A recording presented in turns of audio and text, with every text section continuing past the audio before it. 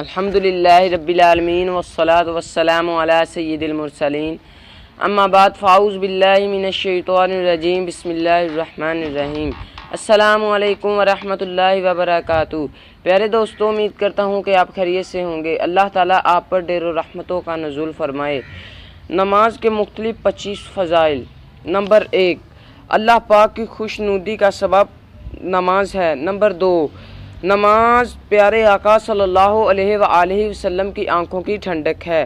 Number 3، نماز انبیاء کرام کی سنت ہے۔ نمبر 4، نماز اندھیری قبر کا چراغ ہے۔ نمبر 5، نماز عذاب قبر سے بچاتی ہے۔ نمبر 6، نماز قیامت کی دھوپ میں سایہ ہے۔ نمبر 7، نماز پل صراط کے لیے آسانی ہے۔ نمبر 8، نماز نور ہے۔ نمبر 9، نماز جنت کی کنجی ہے۔ نمبر 10، نماز جہنم کے عذاب سے بچاتی ہے۔ نمبر 11، نماز سے رحمت نازل ہوتی ہے۔ نمبر 12، اللہ پاک بروز قیامت نمازی سے راضی ہوگا۔ نمبر 13، نماز دین کا ستون ہے۔ نمبر 14، نماز گناہ معاف ہوتے ہیں۔ نمبر 15، نماز دعاؤں کی قبولیت کا سبب ہے۔ نمبر 16، نماز بیماریوں سے بچاتی ہے۔ نمبر 17، نماز سے بدن کو راحت ملتی ہے۔ نمبر 18، نماز سے روزی میں برکت ہوتی ہے۔ نمبر 19، نماز بے حیائی اور برے کاموں سے روکتی ہے۔ نمبر 20، نماز شیطان کو ناپسند ہے۔ نمبر 21، نماز قبر کے اندھیرے میں تنہائی کی ساتھی ہے۔ نمبر 22، نماز نیکیوں کے پلڑے کو وزنی بنا دیتی ہے۔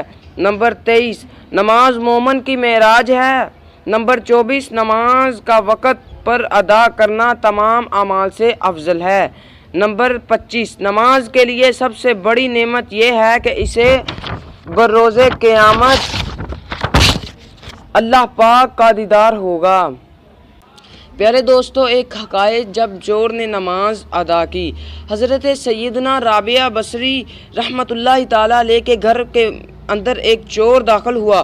اس نے ہر طرف تلاشی لی لیکن اسے سوائے ایک لوٹے کے اور کوئی چیز نہ پائی۔ جب وہ جانے لگا تو آپ نے فرمایا، اگر تم چور ہو تو خالی نہ جانا۔ اس نے کہا، مجھے تو کوئی شے نہیں ملی۔ فرمایا، اے غریب، اس لوٹے سے وضو کر کے کمرے میں داخل ہو جا اور 2 رکعت نماز ادا کر، یہاں سے کچھ نہ کچھ لے کر جائے گا۔ اس نے وضو کیا اور جب نماز کے لیے کھڑا ہوا تو حضرت سیدنا رابعہ بصری رحمۃ اللہ تعالیٰ علیہ نے دعا کی، اے میرے پیارے اللہ، یہ شخص میرے پاس آیا ہے لیکن اس کو کچھ نہ ملا۔ اب میں نے اسے تیری بارگاہ میں کھڑا کر دیا۔ تیری بارگاہ میں کھڑا کرنا میرا کام تھا، اب اس کے دل کو مومن بنانا تیرا کام ہے۔ اسے اپنے فضل و کرم سے محروم نہ کرنا۔ اس چور کو عبادت کی ایسی لذت نصیب ہوئی کہ رات کے آخری حصے تک نماز میں مشغول رہا۔ سحری کے وقت آپ اس کے پاس تشریف لے گئیں تو وہ حالت سجدہ میں اپنے نفس کو ڈانٹتے ہوئے کہہ رہا تھا، اے نفس، جب میرا رب کریم مجھ سے پوچھے گا میری نافرمانیاں کرتے ہوئے تجھے حیا نہ آئی تو اگرچہ میری مخلوق سے گناہ چھپاتا رہا مگر اب گناہوں کی گٹھری لے کر میرے بارگاہ میں پیش ہے۔ اے نفس، اگر رب العزت مجھے عتاب یعنی ملامت کرے گا اور اپنی بارگاہ رحمت سے دور کر دے گا تو میں کیا کروں گا؟ جب وہ فارغ ہو گیا تو آپ نے پوچھا، اے بھائی، کیسی رات گزری؟ بولا، میں عاجزی و انکساری کے ساتھ اپنے رب باری کے بارگاہ میں کھڑا رہا تو اس نے میرا ٹیڑھا پن درست کر دیا، میرے معذرت قبول فرما لی اور میرے گناہ بخش دیے اور میرے مقصد تک پہنچا دیا۔ پھر وہ شخص چہرے پر حیرانی و پریشانی کے آثار لے کر چلا گیا۔ حضرت سیدنا رابعہ بصری نے بارگاہ الہی میں ہاتھ اٹھا کر عرض کی، اے میرے پیارے اللہ، یہ شخص تیری بارگاہ میں ایک گھڑی کھڑا ہوا تو تو نے اسے قبول کر لیا اور میں کب سے تیری بارگاہ میں کھڑی ہوں، کیا تو نے مجھے بھی قبول فرما لیا؟ اچانک آپ نے دل کے کانوں سے آواز سنی، اے رابعہ، ہم نے اسے تیری ہی وجہ سے قبول کیا اور تیری ہی وجہ سے اپنی نزدیکی عنایت فرمائی۔ اللہ رب العزت میرے دوستو، ایک شاعر نے کیا خوب لکھا ہے، نگاہ ولی میں وہ تاثیر دیکھی بدلتی ہزاروں کی تقدیر دیکھی۔ اوقات نماز کا دھیان رکھنے کی فضیلت۔ حضور تاجدار مدینہ صلی اللہ علیہ وآلہ وسلم کا فرمان عالی شان ہے، اللہ پاک ارشاد فرماتا ہے، اگر بندہ وقت پر نماز قائم رکھے تو میرے بندے کا میرے ذمہ کرم پر عہد ہے کہ اسے عذاب نہ دوں اور بے حساب جنت میں داخل کروں۔ حضرت سیدنا ابو درداء رضی اللہ تعالی عنہ سے احباب یعنی دوستوں نے فرمایا، اگر تم چاہو تو میں ضرور قسم کھاؤں گا۔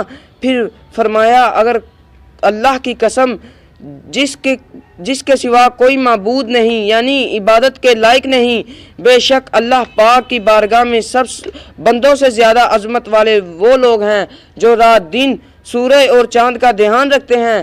احباب نے عرض کیا، اے ابو درداء، کیا اس سے مؤذن مراد ہے؟ فرمایا، بلکہ جو مسلمان نماز کے وقت کا خیال رکھتا ہے۔ پیارے دوستو، ابھی آپ نے نمازوں کے اوقات کا خیال رکھنے کی فضیلت سنی۔ ہر ایک کو نمازوں کے وقتوں کا خیال رکھنا ضروری ہے۔ بعض نمازی اس کی بالکل پرواہ نہیں کرتے، یہاں تک کہ سورج طلوع ہو جاتا ہے، فجر کا وقت ختم ہو چکا ہوتا ہے، پھر بھی وہ لوگ نماز ادا کرنے کے لیے مسجد میں روانہ ہو رہے ہوتے ہیں۔ حالانکہ نماز فجر کا سلام پھیرنے سے پہلے اگر سورج کی ایک کرن بھی نکل آئے تو نماز نہیں ہوتی۔ میرے آقا اعلی حضرت فرماتے ہیں، وقت پہچاننا یعنی نماز، روزے وغیرہ کی اوقات کی معلومات رکھنا تو ہر مسلمان پر فرض عین یعنی ہر عاقل و بالغ مسلمان پر ضروری ہے۔ اب اوقات کے معلومات زیادہ مشکل نہیں رہی۔ پیارے دوستو، آج کل ترقی کا دور ہے، اب اوقات کی معلومات زیادہ مشکل نہیں رہی۔ وقت معلوم کرنے کے لیے گھڑیاں موجود ہیں۔ پہلے لوگ سورج، چاند، ستاروں وغیرہ کو دیکھ کر وقت معلوم کیا کرتے تھے، اب بھی انہیں ذرائع سے معلوم کر کے توقیت دان علماء ہماری سہولیت کے لیے اوقات نماز و سحر و افطار کا نقشہ تیار کرتے ہیں، اور عموماً ہماری مساجد میں یہ نقشے آویزاں بھی ہوتے ہیں۔ اللہ تعالیٰ کی بارگاہ میں دعا ہے کہ اللہ تعالیٰ ہمیں 5 وقت کی نماز با جماعت ادا کرنے کی توفیق عطا فرمائے اور ہمیں 5 وقت کا پکا سچا نمازی بنائے۔ آمین بجاہ النبی الامین۔